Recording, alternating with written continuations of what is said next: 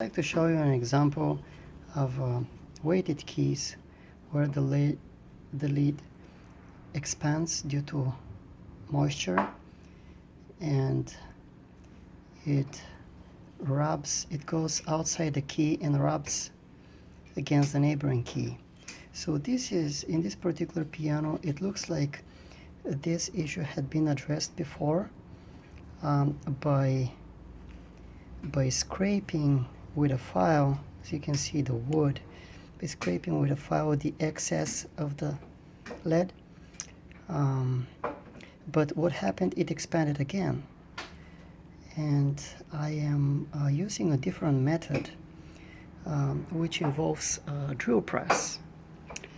So I have my setup right here, and what I do is I'm using this bit, which is exactly as wide, a little bit wider possibly, but just as wide as the lead that I want to take off. So let me see if I can hold the camera and show you how I do it. Let me see if I can hold the camera with one hand and do it with the other one. Okay, so let's try like this.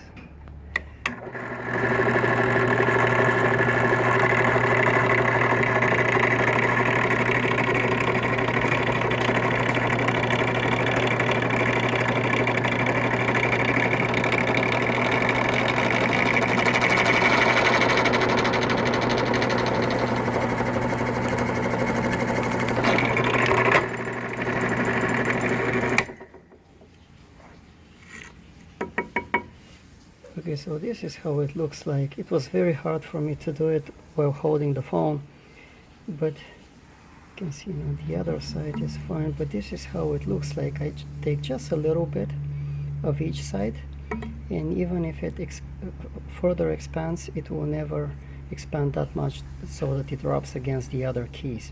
So in this particular piano, about 1/3 of the keys were stuck because they were rubbing so hard against each other they couldn't really move. Okay, so this is what I wanted to show you, that this method is much better than the one with using a file.